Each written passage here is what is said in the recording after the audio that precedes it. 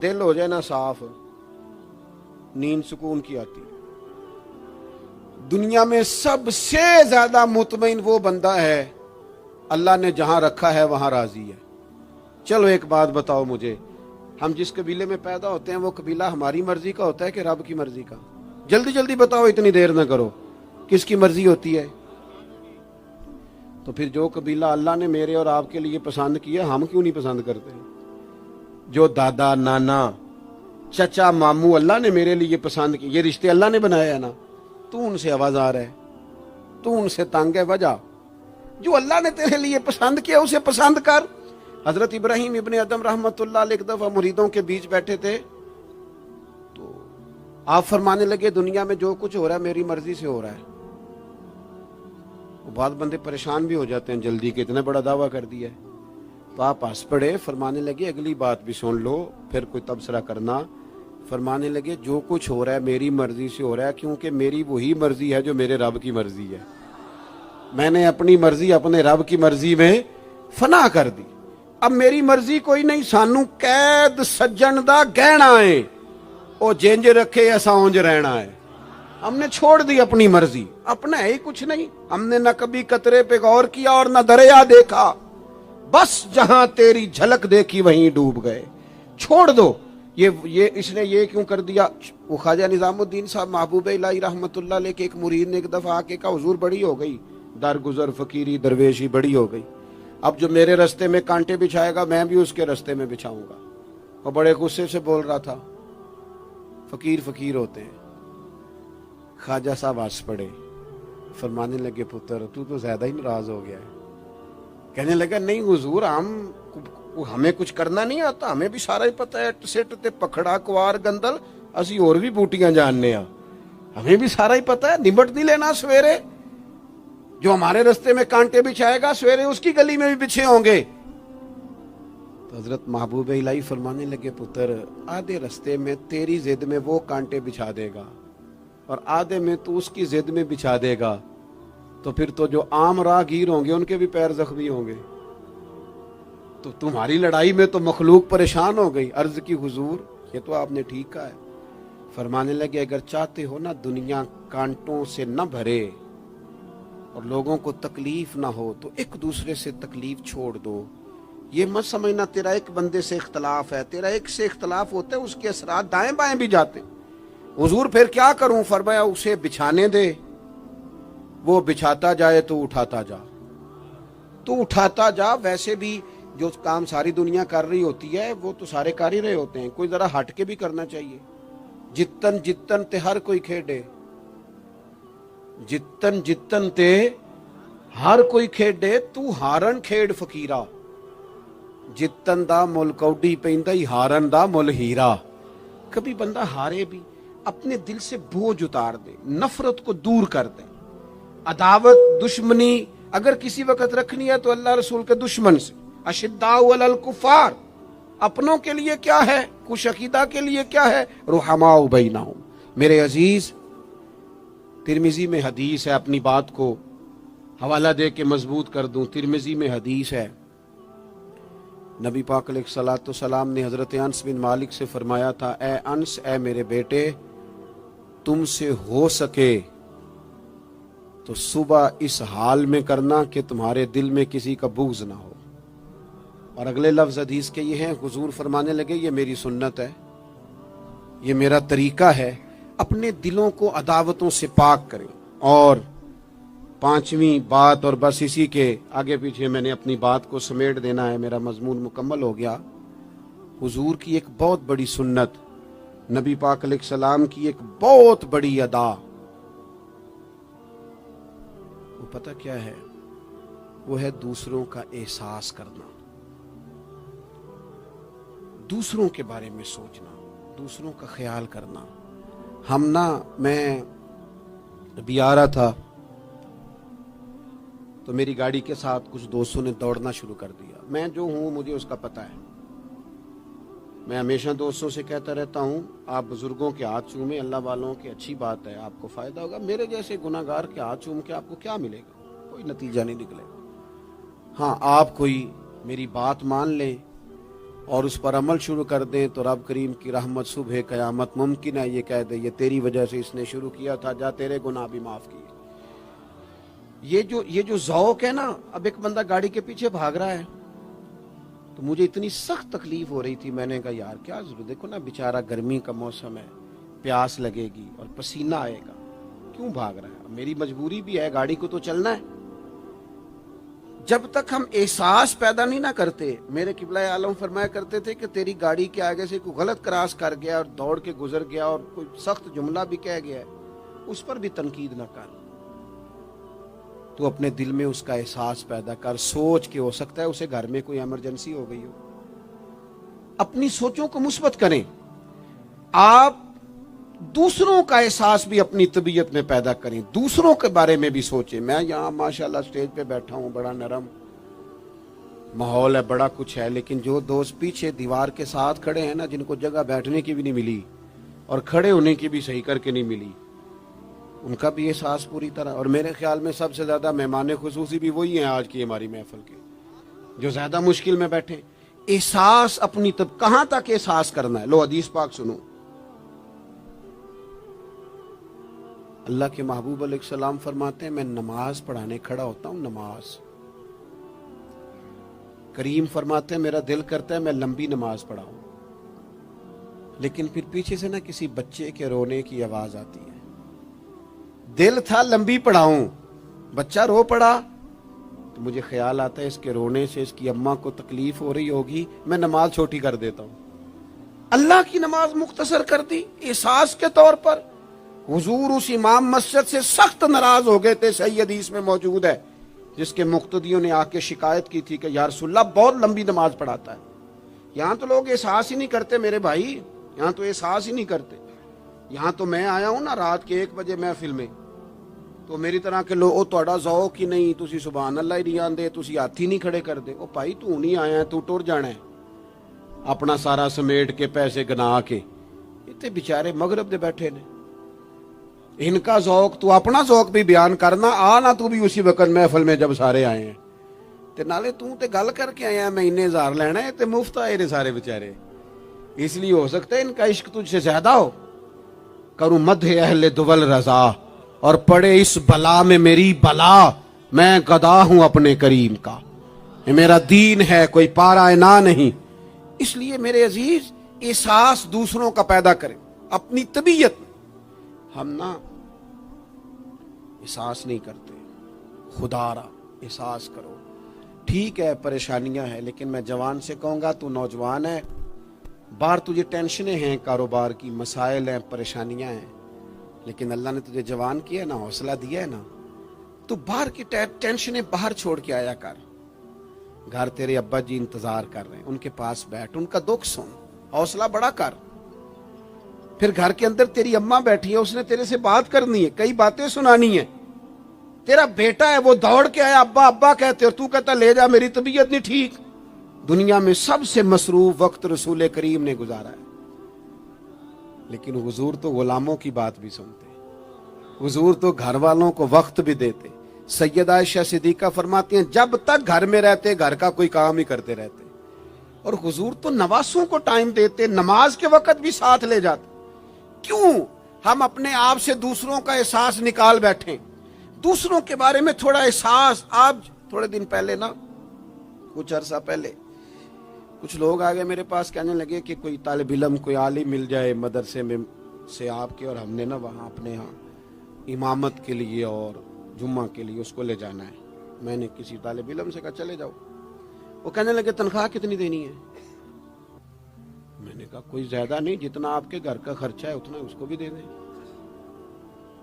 وہ پریشان ہو گیا، جی میں تسی نہیں سارے ہو گئے، تو اتنے پیسے دے دیں جتنا ہمارا خرچہ ہے، ہم تو صاحب ہوتے ہیں، اس کو کیسے دے دیں یہ والا خرچہ؟ تو کہنے لگے نہیں جی وہ تو ٹھیک ہے، تسی کوئی 10 چھڑو۔ اور میں نے کہا میں آپ کو وہ بتا رہا ہوں جو حضرت صدیق اکبر نے بتایا ہے۔ آپ کی تنخواہ کتنی لگائیں؟ کہا درمیانے مہاجر کا جتنا خرچہ ہے نا اتنا میرا بھی لگا دو۔ حضور گزارا نہ ہوا، فرمایا میں لوگوں کی تنخواہیں بڑھا دوں گا، جہاں سب کا گزارا ہوگا ابو بکر کا بھی ہو جائے گا۔ یہ کیا بات ہوئی کہ تو تیرا گزارا نہیں ہوتا تو مزدور کا کیسے ہوتا ہے؟ غریب آدمی کا احساس جب تک تجھے دوسروں کا پیدا نہیں ہوتا تو حضور کے اسوہ حسنہ تک نہیں پہنچ سکتا. تو نے نبی پاک کا طریقہ نہیں اپنایا. یہ پتہ ہے حضور جو غاروں میں روتے تھے اور سارا دن تبلیغ کرتے تھے اور طائف تشریف لے جاتے تھے اور عکاظ کی منڈیوں میں جاتے تھے، یہ احساس تھا، یہ درد تھا جو میرے محبوب کو لے جاتا تھا. احساس تھا. حضور چاہتے تھے رب کا کوئی بندہ دوزخ میں نہ جائے. اللہ کے محبوب رات کو روتے، دن کو تبلیغ کرتے، گلی گلی جاتے، لوگوں کو سمجھاتے. کوئی ایک بار دین کی بات پوچھتا، 10 بار بھی اسے پوچھتا تو بتاتے. کیوں؟ احساس ہے. بات ختم کرنے لگا ہوں. سیدہ طیبہ طاہرہ ام المومنین سیدہ عائشہ صدیقہ رضی اللہ تعالیٰ عنہ فرماتی، ایک دن حضور مجھ سے فرمانے لگے، کریم فرمانے لگے، عائشہ ایک بات بتاؤں تمہیں؟ یا رسول اللہ فرمائیے. تو کریم فرمانے لگے، عائشہ جب تم مجھ سے راضی ہوتی ہو پھر بھی مجھے پتہ چل جاتا ہے، اور جب تمہارے دل میں کوئی بات ہوتی ہے پتہ مجھے پھر بھی چل جاتا ہے. کہتے میں نے جلدی سے عرض کی، حضور میں اور آپ سے ناراض. تو فرمایا بتاؤں پھر؟ حضور بتائیے. فرمایا عائشہ کبھی کبھی قسم اٹھاتی ہو؟ یا رسول اللہ اٹھاتی ہوں. فرمایا جب ہوتی ہو نا مجھ سے راضی تو کہتی ہو مجھے محمد مصطفیٰ کے رب کی قسم، اور جب تمہارے دل میں کوئی بات ہوتی ہے تو پھر کہتی ہو حضرت ابراہیم خلیل کے رب کی قسم. پھر حضرت جناب عائشہ صدیقہ کہتی ہیں میں تمہیں بتا نہیں سکتی لوگوں میرے دل کا عالم کیا تھا یہ بات سن کے. یا رسول اللہ آپ لفظوں سے احساس کا پتہ کر لیتے ہیں، کوئی سوچ کیا رہا. یہاں تو گھر والے پورا احتجاج کریں. احتجاج میں ایک دفعہ کہیں کھانے کے لیے گیا تھا تو میں نے کہہ دیا کھانا بڑا اچھا پکا ہے. ایک آدھ اور بزرگ سے بھی میں نے وہ بات سنی تھی، پھر وہ پریکٹیکلی میرے ساتھ ہوں، میں کھانا بڑا اچھا ہے جی. تھوڑی دیر کے بعد نا گھر کے اندر سے رونے کی آواز آنے لگی. تو مناسب تو نہیں ہوتا کسی کے گھر کے مسئلے میں ایسی بات پوچھنا، لیکن وہ جب ماحول زیادہ ہی بڑا تو میں نے میزبان سے کہا کہ خیر تو ہے گھر میں سب ٹھیک ہے؟ تو کہنے لگے آپ کی وجہ سے رو رہے ہیں. میں نے کہا کہنے لگے آپ نے بڑی تعریف کی ہے نا، کھانا بڑا اچھا پکا ہے. تو میری بیوی ہے تو عزیزوں میں سے، پر وہ گھر غریب ہے. اس نے کہا 14-15 سال ہو گئے اس گھر میں کھانا پکاتے، آج تک نہیں کسی نے کہا اچھا پکا ہے. میں غریب کی بیٹی ہوں، آج وہ تعریف سنی ہے تو دل کسی اور طرف ہی چلا گیا ہے. اتنا بھی احساس نہیں جو صبح سے گرمی میں کھڑے. آپ کو پتہ ہے نبی پاک نے کبھی کھانے میں نقص نہیں نکالا تھا. سیدہ عائشہ کہتی ہیں پسند ہوتا تو کھا لیتے ورنہ چھوڑ دیتے. کبھی عیب تو ہنڈیا پھینک دیتا. آنا گرمی میں تو بھی کھڑا ہونا، جہاں اماں کھڑی ہے، بیوی کھڑی ہے، بہنیں کھڑی ہیں، کھڑا ہونا 10 منٹ. تو احساس ہی نہیں، صرف اپنا ہی پتا ہے. سیدہ عائشہ صدیقہ یہ حضور کا اسوہ حسنہ ہے. یہ طریقے اپناؤ زندگی میں. 4 5 8 چیزوں کو فقط سنت نہ سمجھو، یہ وسعت ہے حضور کے اسوہ نور میں. سیدہ عائشہ کہنے لگی، کریم فرمانے لگے تم قسم اٹھاتے حضرت ابراہیم کا نام لیتی ہو تو میں سمجھ جاتا ہوں. جناب عائشہ کہتی ہیں بس دل مچل گیا، کیفیت اور کی اور ہو گئی. میں نے کہا حضور پھر مجھے قسم ہو محمد عربی کے رب کی، میرے لبوں سے آپ کا نام ہی جاتا ہے، میرے دل میں آپ ہر وقت موجود رہتے ہیں.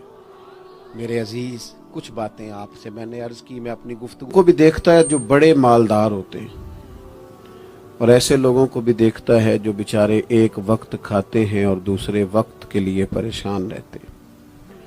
اپنی زندگی میں وہ صحت مند، توانا، خوبرو لوگوں کو بھی دیکھتا ہے، اور بیمار اور کمزور، ضعیف اور ناتواں لوگوں کو بھی دیکھتا ہے. اس کے ارد گرد ایسے لوگ بھی ہوتے ہیں جو بڑی خوش و خرم زندگی گزار رہے ہوتے ہیں، اور ایسے لوگ بھی ہوتے ہیں جو کسی وجہ سے پریشان، تکلیف میں گھٹے گھٹے سے ہوتے ہیں. انسان اپنے ماحول سے بھی سیکھتا ہے، معاشرے سے بھی سیکھتا ہے، اور پھر جب وہ لوگوں کے قریب جاتا ہے اور اپنے گھر سے اٹھ کر وہ لوگوں سے ملاقات کرتا ہے تو مختلف قسم کے مشورے، مختلف قسم کی آراء اور مختلف قسم کے مشیر اسے ملنا شروع ہو جاتے ہیں. ان ساری چیزوں کے ماحول میں انسان کی سوچیں پنپتی ہیں، اور اسے بالیدگی کا موقع ملتا ہے، وہ باشعور ہونے لگتا ہے، پھر وہ کسی ایک جگہ ٹھہر جاتا ہے۔ بعض اوقات کسی مالدار کی طرف دیکھ کر پوری طرح رک جاتا ہے اور سوچتا ہے کہ نہیں، میں پیسہ ہی کماؤں گا تو پھر ہی ٹھیک ہے۔ بعض اوقات کسی مشہور آدمی کو خوش قسمت سمجھ لیتا ہے اور پھر وہ کوشش کرتا ہے کہ جتنے بھی جتن کیے جائیں کسی بھی طریقے سے شہرت حاصل کی جائے۔ وہ اس طرح کر کے ہماری ملت کے جوان بھی، ہمارے لوگ بھی، پھر میں نے ایسے لوگوں کو بھی دیکھا ہے جو اگرچہ بہت بڑے کسی ادارے سے پڑے ہوئے تھے اور مالدار تھے اور وزادار تھے، اور انہوں نے یہ دیکھا کہ پاکستان میں آ کر یا یہاں پہنچ کر مجھے خدمت کا کام کرنا چاہیے، آئے، اچھی نیتوں کے ساتھ آئے ہوں گے، کوئی ان کے پیچھے نیک مقاصد ہی ہوں گے، لیکن جب انہوں نے پاکستانی سیاست کا ماحول دیکھا نا، تو پھر نہ ڈگریاں نہ تعلیم کچھ بھی نہیں، وہ جس طرح کا ماحول تھا اسی طرح کے بن گئے، روایتی ہو گئے۔ کسی نہ کسی کے پیچھے یوں ہی لوگ لگ جاتے ہیں اور طرز زندگی اختیار کرتے ہیں۔ ہمیں لگنا ہوتا ہے کسی نہ کسی کے پیچھے، ہم پیروی کرتے ہیں لوگوں کی، لوگوں کو دیکھتے ہیں، اس حساب سے ہم اپنے آپ کو مرتب کرتے ہیں۔ پھر میرے بھائیوں، ایک مسئلہ اور بھی ہوتا ہے، انسانوں میں صرف خوبیاں نہیں ہوتی، عام انسانوں میں بشری کمزوریاں بھی ہوتی ہیں۔ ہم بعض اوقات کسی کے پیچھے چلتے ہیں تو تعریفوں کے پل باندھتے ہیں، محبتوں اور عقیدتوں کا لمبا چوڑا اظہار کرتے ہیں، پھر تھوڑا سا ٹائم گزرتا ہے اور تھوڑا سا قرب ملتا ہے تو پھر ہمیں اس بندے میں خامیاں نظر آنی شروع ہو جاتی ہیں۔ کورے ورک کتاب نہیں ہوندے، پتھر دل گلاب نہیں ہوندے، سجنا پہلو ہی سوچ کے لائیں پھر یاراں نال حساب نہیں ہوندے۔ سوچتے نہیں، سمجھتے نہیں، غور نہیں کرتے، جذباتی فیصلے کرتے ہیں، ماحول جذباتی ہے۔ یا آپ دیکھیں نا، میں کسی جگہ پہ پہنچتا ہوں تو رکنا، بیٹھنا، چلنا پھرنا دوست مشکل کر دیتے ہیں، 1 منٹ کے لیے کہیں کیمرہ بند نہیں ہوتا۔ آپ بڑے تھکے ہوئے بھی ہوں تو آپ صحیح کر کے کہیں بیٹھ نہیں سکتے، چونکہ آپ کے چاروں جانب تو کیمرہ چل رہا ہے، کیسے بیٹھے؟ نبی کی زندگی بہترین نمونہ ہے۔ ایک کامل اسوہ حسنہ تمہیں دیتے ہیں، کامل، مکمل۔ نبی پاک علیہ الصلوۃ والسلام کا جو وجود اطہر ہے نا، ایسا وجود اس کے اندر اللہ تعالیٰ نے ظاہری اور باطنی، یہ میں کسی جوش سے نہیں بول رہا، میں بڑی ہوش سے بات کر رہا ہوں، آپ سے بھی گزارش کرتا ہوں ہوش سے سننا۔ یہ بات میں درجنوں اور بیسیوں کتب کا نچوڑ آپ کے سامنے رکھ رہا ہوں۔ اللہ تعالیٰ نے نبی پاک علیہ الصلوۃ والسلام کے اندر ظاہری باطنی ساری خوبیاں بھر کے اپنے محبوب کو دنیا میں مبعوث فرمایا ہے، نہیں کھلا دیے، وہ جس راہ چل دیے ہیں کوچے بسا دیے۔ بعض لوگ ناراض نہ ہونا مجھ سے، بعض لوگ ہنستے ہیں، سونا نہیں ہنستے، ہنستے ہیں پر سونا۔ سیدہ طیبہ طاہرہ حضرت عائشہ صدیقہ فرماتی ہیں حضور مسکراتے تھے لیکن اس مسکرانے میں بھی عجیب وزاداری تھی، ہنستے تھے کھل کھلا کے نہیں ہنستے تھے، اس میں کہا نہیں لگتا تھا، آوازیں نہیں پیدا ہوتی تھی، یعنی سونا، ہنس بھی جاتے تھے لیکن اس کے اندر بھی عجیب لطافت تھی۔ وہ کیسا ہنسنا تھا؟ صحابہ فرماتے ہیں حضور ہنستے، مقدس دانتوں میں سوراخ تھا، زیر لب مسکراتے، اور وہ جو حضور کے مقدس دانتوں میں مقدس سوراخ تھا نا، جب حضور ہنستے اس سے نور نکلتا اور مسجد نبوی کی دیواریں بھی روشن ہو جاتی۔ یعنی ایسا نہیں ہنسنا جس طرح کوئی میری طرح کا آدمی ہنستا ہے تو لوٹ پوٹ ہو جاتا ہے اور اس ہنسنے کے اندر کئی دفعہ وزاداری قائم نہیں رہتی، کئی دفعہ اس کے اندر وہ وقار قائم نہیں رہتا۔ حضور ہنستے تو تبسم کرتے، یعنی ہنس بھی رہے ہیں تو ہنسنا بھی بڑا ہی باکمال ہے۔ اور میرے اعلیٰ حضرت تو کہتے ہیں بس وہ ہنس پڑتے تھے फिर जो उम्र भर के रो रहे होते थे ना, वो हुजूर का हंसना देख के ही हंस पड़ते थे। गोया ना जहां जहां खिजा होती थी बहार आ जाती थी, जहां जहां दुख होते थे सुख आ जाते थे, जहां जहां भी कोई कमजोरी होती थी, खुदा कहते हैं जिसकी तस्कीन से रोते हुए हंस पड़े, उस तबस्सुम की आदत पे लाखों सलाम। एक तो उनका हंसना बड़ा बाकमाल था, और फिर यह था कि उनका रोना भी बड़ा बाकमाल था, बड़ा बाकमाल। यानी वो कभी रो पड़े और कभी करीम की आंखों में आंसू आ जाए, और कभी उनके चेहरे पर अफसुर्दगी आ जाए, तो यूं लगता था कि फूलों ने खिलना छोड़ दिया है, कलियां अपनी जगह से हट गई हैं। समुंदर ने कहा नहीं नहीं अब शोर नहीं करना। यूं लगता था कि तितलियां अपनी जगहों पे बैठ गईं।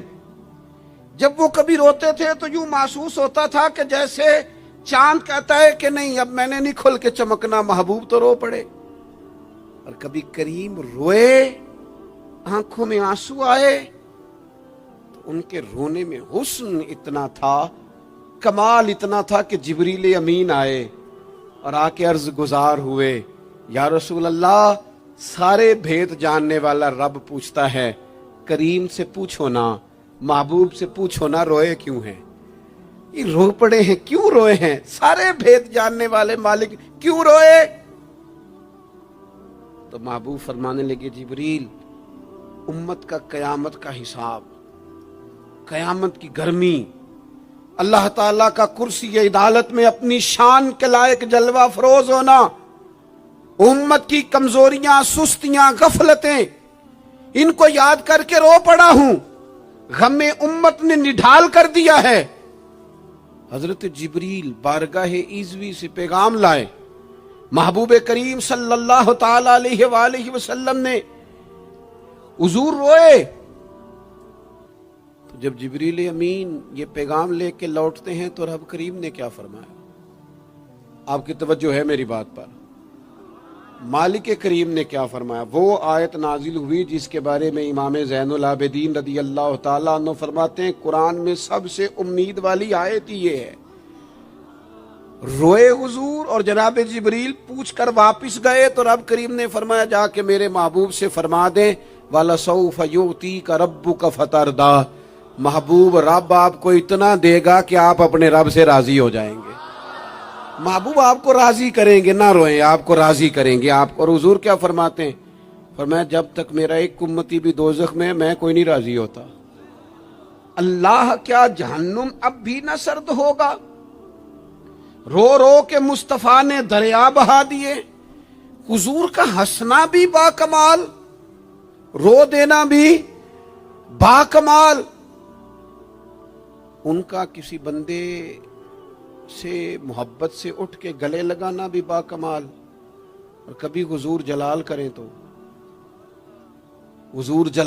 तो महबूब फरमाने लगे, मैंने दुआ मांगी है, ए अल्लाह, अगर मैं किसी को झिड़क दूं तो उतना सवाब देना जितना तू फर्द नमाज का सवाब देता है। यहां ये भी हर जाविये से, हर निगाह से, मैं क्या आपको अर्ज करूं, हमने न कभी सीरत बयान की, मेरी तरह के लोगों ने, ना कौम उस तरह से सीरत को पढ़ती है। सीरत नबवी का एक एक पहलू कभी खोला जाए। ये जो जमाने में बेचैनी पाई जाती है ना, बेकरारी पाई जाती है, और ज़हनी इंतशार है, और फिक्री उलझाव है, और टूटती बिखरती सोचें, ये सारी खत्म हो जाए। ऐसा ठहराव नसीब हो, जीने का भी मजा आए और मरने का भी मजा आए। अगर हुजूर की सीरत मुकद्दसा को समझा जाए तो महबूब की जिंदगी हर तरह से कामिल है, मुकम्मल है, अकमल है। आप कहीं भी और जाएंगे, ये आजकल मोटिवेशनल स्पीकर्स का दौर है। हमारे बच्चे जदीद पढ़े लिखे, वो कहते हैं मैं फलां मोटिवेशनल स्पीकर के पास जाता हूँ। जाएं आप। बहुत सारे लोग ऐसे, उन्हें कहें तो वो बाज नहीं आते, वो तजर्बा करके बाज आते हैं। और बिलखुसूस नई नस्ल जो होती है, वो बुजुर्गों के तजर्बों से फायदा नहीं उठाती, वो अपने अलग से तजर्बे करना चाहती। उसका भी बड़ा खतरनाक नतीजा बरामद होता है। तो कोई बंदा भी जो आपको मोटिवेट करता है ना किताब व सुन्नत के बगैर, کوئی بھی آپ کو موٹیویٹ کر رہا ہے، وہ کیا کچھ کہہ رہا ہے، کیا کر رہا ہے، وہ کبھی بھی آپ کو تعلیم صحیح نہیں دے سکتا۔ کیوں؟ اس لیے کہ جو تعلیم وحی الہی کے بغیر ہوتی ہے وہ ناقص ہوتی ہے۔ انبیاء کی تعلیم وحی الہی کے ساتھ، لہذا اگر کوئی آدمی آپ کو موٹیویٹ کرتا ہے کتاب و سنت کے ساتھ، وہ آپ کو درست سمت لے کے جائے گا، ورنہ تو ہر آدمی آپ کو الجھا دے گا۔ میرے بھائی، نبی پاک کا اسوہ حسنہ، ہمارے ہاں لوگوں نے سنت شریعت سمجھ کس کو لیا ہے؟ ہمارے ہاں لوگوں نے سنت شریعت سمجھا ہے صرف پگڑی باندھ لی، بہت عظیم سنت ہے امامہ باندھنا۔ بعض لوگوں کا خیال ہے صرف داڑھی رکھنا، داڑھی بہت عظیم سنت، بہت عظیم سنت، انبیاء کرام کی پسند ہے۔ اور آپ کو پتہ ہے اللہ تعالیٰ نے عورتوں کو داڑھی دی ہی نہیں، یہ مرد کا زیور ہے۔ ہاں یہ مردانہ کام ہے، داڑھی مرد کا زیور ہے۔ اور پھر یہ آپ کے جسم کا حصہ ہے، داڑھی کا وزن کوئی نہیں ہوتا۔ پوچھ لیں جنہوں نے بڑی رکھی ہے، بے شک ان سے بھی پوچھ لیں، یہ وجود کا حصہ ہے، اس کا کوئی وزن، کوئی پریشانی۔ اور ایک اور بات نوجوانوں آپ سے کہہ دوں چلتے چلتے، بغیر داڑھی کے آپ سونے لگ رہے ہوں تو لوگ کہیں گے پیارے لگ رہے ہو، اچھے لگ رہے ہو، خوبصورت لگ رہے ہو۔ اور داڑھی کے ساتھ اگر کسی کو پیارے لگو نا تو جو تعریف کرے گا وہ تو تعریف ہی بڑی روحانی قسم کی ہے، وجدانی۔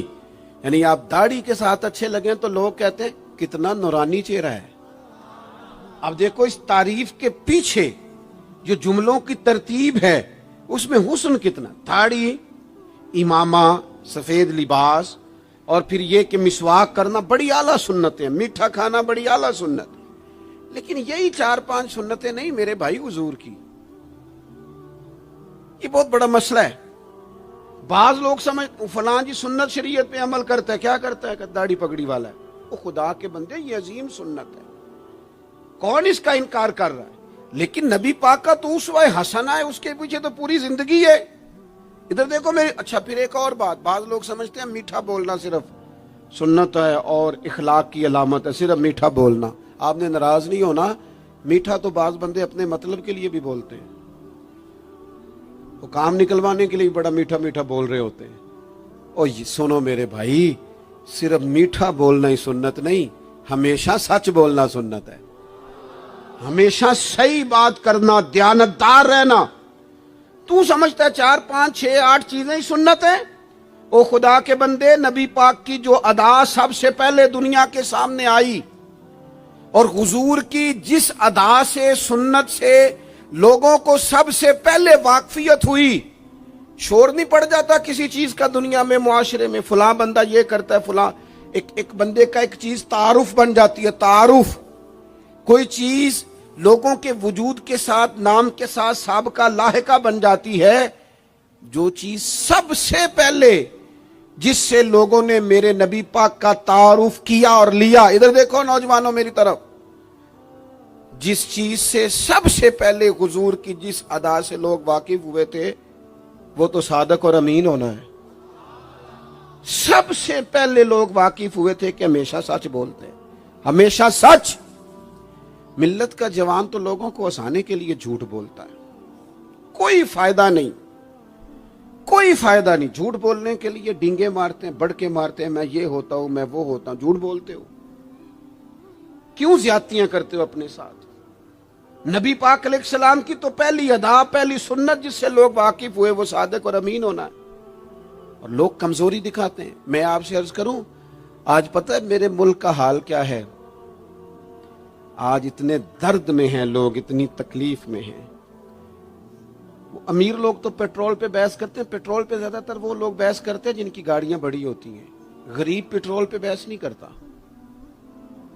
وہ تو کہتا ہے کرایہ 10 روپے بڑھ گیا بس کا، کیونکہ اس کو تو بس میں آنا جانا ہے، پیٹرول سے تو اس کا لینا دینا نہیں۔ یہ تو امیروں کی باتیں، تگڑے لوگوں کی باتیں۔ یہ سارا عالم، اس ملک کا سب سے بڑا مسئلہ نہ قانون کا ہے، نہ معیشت معاشرت کا ہے، اس ملک کا سب سے بڑا مسئلہ دیانتداری کا ہے۔ یہاں اگر دیانتداری ہو جائے، سچ بولنے والا، بات کرنے والا سچ بولے۔ اذان سن لیں جی پہلے، ڈاکٹروں کے بارے میں رائے کیا ہے؟ چلیں بتائیں وابڈا والوں کے بارے میں رائے کیا ہے؟ آپ اپنی بھی ایک آدھ مولویوں پیروں کے بارے میں رائے کیا ہے، بس یہی حال کیا گیا، الا ماشاءاللہ بد اعتماد کر دیا گیا۔ ایسا نہیں ہے کہ صرف کسی ایک گروہ ایک طبقے کے بارے میں بددیانتی کو فروغ دیا گیا، جھوٹ کو۔ آج بھی کسی بھی شخص کو آپ لے لیں، اس کے بارے میں سچائی سے زیادہ جھوٹی خبریں زیادہ پھیلائی جاتی ہیں۔ افواہوں کا دور اپنی زندگی میں جوانوں سچ بولو، دیانتداری کا مظاہرہ کرو۔ اس ملت کا جوان کیسے ترقی کرے گا جس کی ماں کہتی ہے کہ پتر تو سچ ہی نہیں بولتا، تو جاتا کہیں ہے بتاتا کہیں ہے، تو بات ہی ٹھیک نہیں کرتا، کیسے بات سنو۔ نبی پاک صلی اللہ تعالی علیہ وسلم نے جب مختلف جگہوں پہ تبلیغ دین کے پیغامات بھیجے تو ہرقل بادشاہ کو بھی حضور نے پیغام دیا۔ بڑا سیانہ آدمی تھا، سمجھدار تھا، معاملہ فہم تھا۔ اس نے کہا میں کوئی جذباتی فیصلہ نہیں کرتا، کچھ چیزوں کے حضور کے بارے میں کچھ چیزوں کے سوالات میرے ذہن میں ہیں۔ اس نے کہا یار یہاں کوئی آیا ہوا ہو مکے کا سردار، لوگ تجارت کے لیے آتے ہیں، کوئی سمجھدار سیانہ سردار وزادار آدمی تو لے کے آؤ۔ ابو سفیان ابھی مسلمان نہیں ہوئے تھے، وہاں گئے ہوئے تھے، اور آپ کو پتہ ہے کہ وہ ہر جنگ میں آگے تھے کلمہ پڑھنے سے پہلے۔ ان کو بلا کے لوگوں کو پتہ چلا یہ آئے ہوئے ہیں تو لے جا کے بادشاہ کے سامنے کھڑا کر دیا۔ ابو سفیان کہتے ہیں جب اس نے سوال جواب شروع کیے تو ظاہر ہے میں مخالف گروہ میں تھا۔ جب کوئی مخالف گروہ میں ہوتا ہے اس نے تعریف تو نہیں کرنی ہوتی۔ وہ صرف ہمارے ملک میں رواج ہے کہ لوگ جو پارٹی چھوڑ کے آ رہے ہوتے ہیں اس کی بھی تعریفیں کر رہے ہوتے ہیں، اور جدھر جا رہے ہوتے ہیں پھر اس کی بھی۔ اللہ جانے کیسے اپنے دل کو سمجھاتے ہیں، ضمیر کو مطمئن کرتے ہیں، اللہ ماشاءاللہ۔ ابو سفیان کہتے ہیں میں چونکہ دوسرے گروہ میں تھا تو بادشاہ نے جو بات بھی پوچھی میں نے رائے مخالف دی۔ جو بھی پوچھا کہ وہ محبوب علیہ السلام جو دعوی نبوت کرتے ہیں، ان کا کلمہ پڑھنے والے امیر ہیں، غریب ہیں، بات کیا ہے، جنگیں ہوئی ہیں تو نتیجہ ایک طویل گفتگو ہے۔ ابو سفیان کہتے ہیں آخر میں بادشاہ نے ایک سوال پوچھا، یہ جوان زیادہ غور کریں گے، سوال پوچھا۔ ابو سفیان کہتے ہیں مجھ سے کہنے لگا وہ جس کریم محبوب علیہ السلام نے دعوی نبوت کیا ہے کیا کبھی انہوں نے جھوٹ بھی بولا ہے؟ ابو سفیان کہتے ہیں میں چپ کر گیا۔ ایک منٹ کے لیے میرے دل میں خیال آیا معاذ اللہ کہہ دوں بولا ہے، پھر میں نے سوچا یہ تو عرب کی وزاداری کے خلاف ہے کہ میں جھوٹ بولوں۔ اور پھر ابو سفیان کہتے ہیں میرے دل کے کونے سے آواز آئی میں کوئی اور بات کروں گا تو شاید کوئی تھوڑی دیر کے لیے سوچے، اور اللہ کے رسول نے جھوٹ بولا یہ تو مانے گا ہی کوئی نہیں، یہ تو مخالف نہیں مانیں گے، کافر مشرک نہیں مانیں گے۔ بادشاہ کہنے لگا سوچتے کیا ہو، بتاؤ کیا کبھی انہوں نے جھوٹ بولا ہے؟ تو ابو سفیان کہتے میرے ہاتھ میں چھڑی تھی، میں نے اٹھا کے دوبارہ زمین پہ رکھی۔ میں نے کہا بادشاہ وہ رشتے میں میرے بھتیجے لگتے ہیں، میری ان سے مخالفت ہے، میں ان کے مقابل فوجیں تک لے کے آتا ہوں، وہ ہمارے بتوں کو برا کہتے ہیں، رائے کا اختلاف اپنی جگہ پر، لیکن وہ میرے سامنے پیدا ہوئے میرے بھتیجے ہیں، میں نے انہیں ماں کی گود میں بھی دیکھا ہے، دادا کے کندھوں پہ بھی دیکھا ہے، سیدہ خدیجہ کا دولہا بنے بھی دیکھا ہے، میں نے ان کی گود میں ان کی بیٹیوں کو کھیلتے بھی دیکھا ہے۔ اختلاف اور مخالفت اپنی جگہ پر وہ کریم میرے سامنے پیدا ہوئے اور ان کے مقدس بال میری آنکھوں کے سامنے سفید ہوئے، ان کی زبان سے جو بھی نکلتا ہے حق اور سچ ہی نکلتا ہے۔ وہ اسیر دشمن کی چاہ میں بھی، مخالفوں کی نگاہ میں بھی وہ امی ہے، صادق ہے، معتبر ہے، میرا پیغمبر عظیم تر ہے، کبھی زبان سے جھوٹ نہیں نکلا۔ اللہ آپ کو جزا دے۔ سنیں جی، کچھ خطیب بغیر نعروں کے بھی تقریر کر لیتے ہیں یار، اونچی سبحان اللہ کے بغیر بھی کام چل جائے گا انشاءاللہ۔ آپ خالی سنتے جائیں نہ بھی سبحان اللہ کہیں پھر بھی گزارا، اثر کرے نہ کرے سن تو لے میری فریاد، اور نہیں ہے داد کا طالب یہ بندہ آزاد۔ میرے عزیز نبی پاک علیہ الصلوۃ والسلام نے سچ بولا۔ ابو سفیان کہتے ہیں ان کی زبان سے سوائے حق سچ کے کبھی کچھ نکلا؟ کریں نا تھوڑی پابندی ہم بھی سچ کی، کریں نا۔ اچھا ہم بولتے ہیں سچ، بہت سارے لوگ سچ بولتے ہیں، लेकिन वो दूसरों के बारे में बोलते हैं, अपने बारे में नहीं बोलते। उसने इतना झूठ बोला, उसने इतनी करप्शन की, फलाने ने ये करे, दूसरों के बारे में बोल रहा है।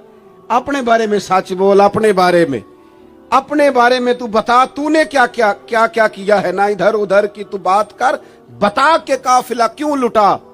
मुझे राहजनों से गरज नहीं, तेरी राहबरी का सवाल है, तू कहां था, अपनी बात बता। अबू सुफियान कहते हैं जब मैंने बादशाह को ये बात बताई ना, उसने चादर कंधे पे रखी और वो जाने लगा, तो मैंने कहा यार तूने इतनी बातें पूछी, मैंने इतने जवाब दिए, कोई नतीजा, बाद का कोई रिजल्ट भी निकलता है ना, कोई एंड भी होता है, कोई नतीजा बता। तो कहते बड़े तहम्मुल से, बुर्दबारी से बादशाह हंस पड़ा, हंस के कहने लगा नतीजा तो निकल आया। कहा क्या नतीजा निकला? तो कहने लगा यार जिस बंदे ने कभी बंदों से झूठ नहीं बोला, वो ये वाला झूठ क्यों बोलेगा कि मैं अल्लाह का रसूल बन के आया हूं। जो बोलते ही सच हैं, तो फिर गोया वो कह रहा था मान लो कि ये भी वो सच ही बोलते हैं कि मैं अल्लाह का रसूल बन के आया। एक तो हुजूर की इस अहम अदा को अपनाओ। आपको पता है किसी बाप ने किसी मजबूरी से कभी कहा होगा अपने बेटे को, चले 2 मिनट के लिए मान लेते हैं कोई मजबूरी होगी, उसने चले फर्ज किया किसी मजबूरी के तहत उसने कहा था अपने बेटे को कि बाहर जो बंदा आया उसे कह दो कि मैं घर में नहीं। चले मान लिया 2 मिनट के लिए तेरी मजबूरी थी, लेकिन मैं जिम्मेदारी से कहता हूं तूने एक दफा अपने पुत्र से कहा था ना झूठ बोल दे मैं घर नहीं, फिर तू सारी जिंदगी मिन्नत करेगा वो तेरे साथ भी सच नहीं बोलेगा। इतनी बड़ी बीमारी है, ये घर तोड़ती है, घर ये कबीले तोड़ती है, रिश्तों को कमजोर। क्यों झूठ बोलते हो रिश्ता करते वक्त कि बच्चा ये कमाता है ये कमाता, क्यों झूठ बोलते हो? साफ सुथरी 2 टोक बात करो। इतना बड़ा रिश्ता मियां बीवी का जो अल्लाह की निशानियों में से निशानियां झूठ पर कायम करते हो। बेटी के वालिदैन भी अल्लाह माशाल्लाह झूठ बोलते हैं, ये दे देंगे ये दे देंगे, बाद में कहते हैं लड़के वाले लालच करते हैं। आपने पहले लालच खुद पैदा किया, क्यों कहानियां सुनाई? इतना अहम रिश्ता जिसकी बुनियाद पर सारा घर चलना था, वो रिश्ता ही बद-एतमादी पर कायम है। जब एक दूसरे पर एतमाद ही नहीं है तो सुकून कैसे आएगा? अपनी जिंदगी में सच लाओ। दौलत लाने से ज्यादा जरूरी सच लाना है। घर में महंगी चीजें लाने से बेहतर है अपने घर में सच ले आओ, दयानतदारी ले आओ, घर भी बच जाएगा, कबीला भी बच जाएगा। जिम्मेदारी से कहता हूं सच बोलो, दयानतदार हो जाओ, मुल्क भी बच जाएगा। इस उम्मत का भलाई इस काम में है, ये हुजूर का उसवा हसना है। और तीसरी बात, नबी पाक की सुन्नत सिर्फ मिसवाक लेके दांत साफ करना ही नहीं, दिल साफ रखना भी मेरे नबी की सुन्नत है। दिल साफ रखना भी हुजूर का तरीका। दिल बड़े बोझ होते हैं हमारे दिलों पर, मुफ्त की नाराजगी, कोई लेना देना नहीं। वो जी फलाने बंदे ने ना जी अपनी बच्ची की शादी की है, बच्चे की शादी की, रिश्तेदार ने मुझे पूछा नहीं। भाई आपको क्यों पूछते, आप क्या हैं? उनका घर था, आपको आप बिला वजह आप नाराज होके अपने घर में क्यों पूछते? आपको किस किताब में लिखा है, किस शरीयत में लिखा है, कहां कानून है आपसे पूछा जाए? वो फलाने बंदे ने मेरे बारे में बात की होगी, और यार तू इतना अहम नहीं है सारी दुनिया तेरे खिलाफ बातें करे, तू मुफ्त में टेंशन ले गया है। वो जो 2 बंदे दूर खड़े हैं वो कोई और बात कर रहे हैं, तेरी नहीं कर रहे। मुफ्त में अपने दिलों में बोझ, मुफ्त में बदगुमानियां। ओ जी फलाना बंदा अमीर हो गया, कैसे हो गया? ये तेरी ड्यूटी है, तेरी जिम्मेदारी है। मेरे आला हजरत फाज़िल बरेलवी रहमतुल्लाह लिखा है, हसद करने वाला बंदे पर एतराज नहीं करता, हसद करने वाला अल्लाह ताला की तकसीम पर एतराज करता है। माज़अल्लाह सुम्मा माज़अल्लाह। वो तो कह रहा है उसे नहीं मिलना चाहिए था, मुझे मिलना चाहिए था। आप जब इतनी ज्यादा अदावतें पैदा कर लेते हैं, आप क्यों नहीं उस चीज से खुश होते जो निजाम मेरे रब ने बना दिया है? इतनी बड़ी अल्लाह की मखलूक है, लेकिन हमें लोग अच्छे ही नहीं लगते। जिससे पूछ लो वो नाराज ही है, हर बंदा किसी न किसी से नाराज है, शिकवे कर रहा है। वो छोड़ दे यार, मैं किसी शख्स से बेजार नहीं हो सकता, एक जर्रा भी तो बेकार नहीं हो सकता।